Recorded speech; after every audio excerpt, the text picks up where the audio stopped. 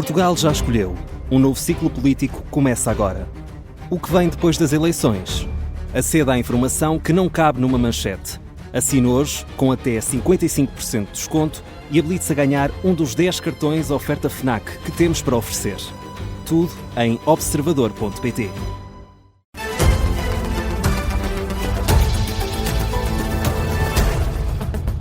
Jornal das 6, da Rádio Observador. O antigo embaixador do Reino Unido nos Estados Unidos, Peter Mandelson, foi hoje detido em Londres por suspeitas e por ligações ao caso dos chamados ficheiros Epstein. Detido em casa. De acordo com a Sky News, que cita um comunicado da polícia britânica, a detenção ocorreu no âmbito da investigação a esse caso Epstein. Há suspeitas de má conduta no exercício de funções públicas. O ex-representante diplomático foi levado para uma esquadra para prestar declarações às autoridades. O também antigo dirigente do Partido Trabalhista torna-se assim a mais recente figura detida no Reino Unido no contexto deste caso Epstein, depois de, na semana passada, ter sido detido o ex-príncipe André. Entretanto, o gabinete do primeiro-ministro britânico, Keir Starmer, fez saber que os primeiros ficheiros sob a nomeação de Peter Mandelson como embaixador em Washington no ano passado vão ser tornados públicos no início de março. O processo causou polémica porque, alegadamente, o primeiro-ministro britânico Keir Starmer teria sabido de antemão das ligações de Mandelson a Jeffrey Epstein antes de o ter nomeado para o principal cargo diplomático nos Estados Unidos.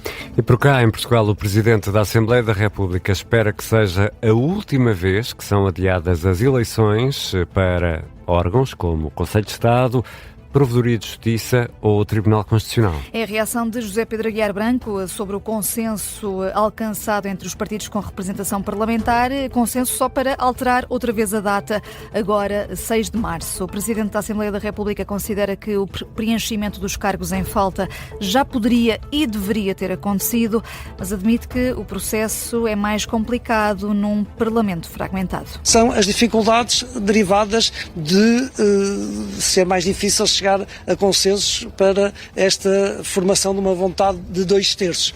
Eu acredito e confio e espero que este prazo agora venha a ser o último e que venhamos a ter os lugares preenchidos na próxima eleição. O Presidente da Assembleia da República, José Pedro Aguiar Branco, em declarações aos jornalistas em Alcácer do Sal, um registro captado pela RTP Notícias. Desde o início da legislatura, o Parlamento já marcou por várias vezes estas eleições para os 3 órgãos de soberania. Vanessa Cruz, porquê tanto adiamento? É por falta de acordo global entre as 3 maiores forças políticas, PSD, Chega e PS. O lugar de provedor de justiça, por exemplo, está a preencher desde que Maria Lúcia Amaral saiu para ser ministra. Entretanto, já nem ministra é e as eleições para a provedoria continuam sem acontecer. O presidente eleito, António José Seguro, considerou inaceitável no início de janeiro que os órgãos de soberania estejam com eleições por realizar já há longos meses. E agora, com este novo calendário, até quando é que os partidos podem apresentar propostas? Até quinta-feira, 6 da tarde, está definido o dia e a hora. As eleições para os 3 órgãos acabam por ficar remarcadas para a próxima semana, dia 6 de março. Aguiar Branco, nestas declarações que fez esta tarde, espera ainda que a ação política do novo Ministro da Administração Interna, Luís Neves, reúna consenso. Que deixou vazio o lugar de diretor da Polícia Judiciária. Ora, Luís Neves assume agora este convite sem reservas para ir da direção da Judiciária para o Governo. Reservas que poderiam existir tendo em conta que estava à frente da PJ quando começou a investigação ao caso Spinum Viva, a empresa familiar do Primeiro-Ministro. Luís Neves lembra que o papel do Diretor Nacional da PJ não é conduzir investigações. O papel do Diretor Nacional da Polícia Judiciária é organizar, é prover meios para uma instituição. Felizmente, ao longo de 80 anos da instituição Polícia Judiciária, que os fez no passado dia 20 de outubro, a sua organização, o seu modelo de base, permite que a informação esteja estanquizada. Por isso, senti-me completamente tranquilo e muito tranquilo relativamente à minha informação. Mas entendo que possa haver esta desconfiança por parte dos portugueses. Desconfiança, entendo que a questão possa ser colocada. A minha questão é se não lhe oferece reservas assim, que aceitou. Não me oferece reserva nenhuma, aceitei com muito ânimo Luís Neves, depois da tomada de posse como Ministro da Administração Interna. Não há acordo na União Europeia para um novo empréstimo à Ucrânia, para mais sanções à Rússia.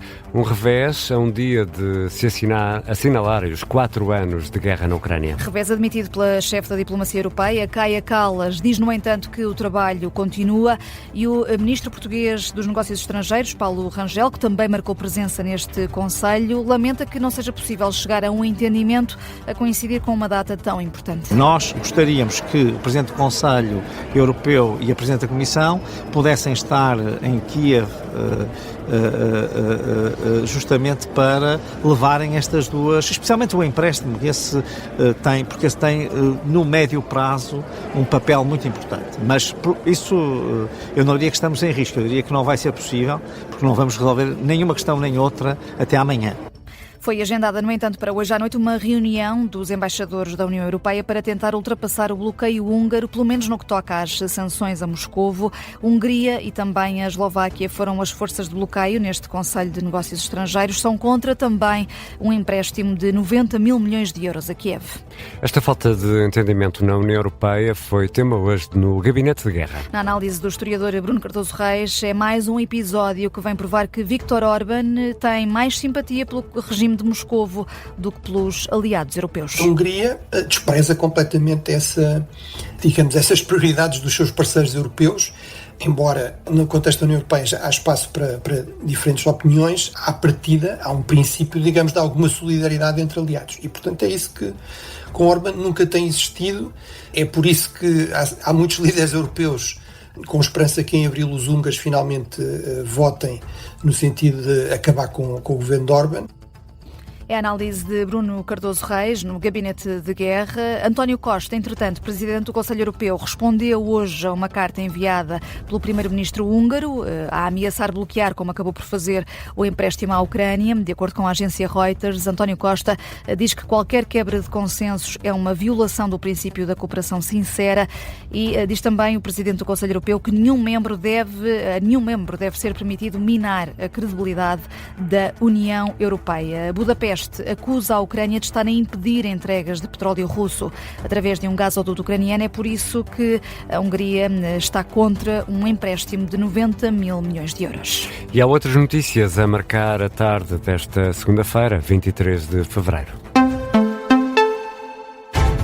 A começar por um alerta do Fisco, estão a ser enviadas mensagens fraudulentas em nome da autoridade tributária para que os contribuintes acedam a páginas maliciosas ou façam pagamentos indevidos. Portanto, não carreguem qualquer link que se receber uma mensagem destas.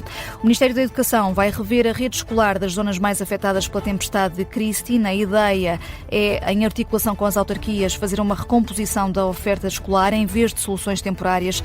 É o que explica o ministro Fernando Alexandre. Castigo preventivo, a UEFA decidiu suspender Prestiani, jogador do Benfica. Não joga a segunda mão do play-off da Liga dos Campeões com o Real Madrid depois de amanhã.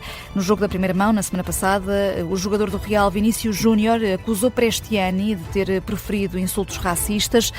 Para o especialista em Direito do Desporto, Lúcio Correia, se dúvidas houvesse, Prestiani vai mesmo ser sancionado. Este é um primeiro passo para isso e o Benfica também arrisca o mesmo. Lúcio Correia considera que o processo está a ser mal conduzido pela UEFA e que se está a abrir uma caixa de Pandora.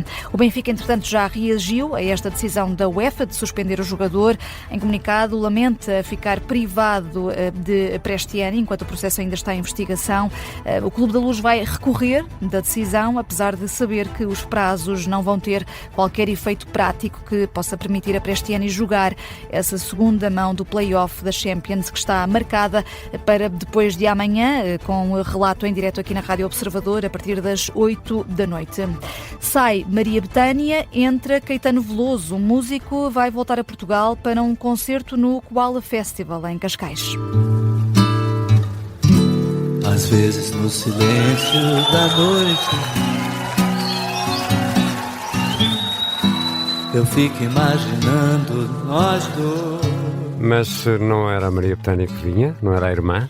Era a irmã que vinha, mas acabou por cancelar essa participação. A organização não explica porquê, diz só que, enfim, não vem Maria Betânia. A atuação tinha sido anunciada no mês passado. O que vale é que não falta talento naquela família, portanto vem Caetano Veloso. Vem Caetano Veloso. Que já estava a restringir os concertos ao Brasil. Até disse, quem quiser ver, que me venha ver ao Brasil. Afinal, quando é o concerto? Olha, não é revelado ainda o dia em concreto, mas o festival acontece a 30 e 31 de maio no Hipódromo Manuel Possolo, em Cascais. Fica Caetano Veloso a fechar o Jornal das 6. É que um carinho às vezes cai bem.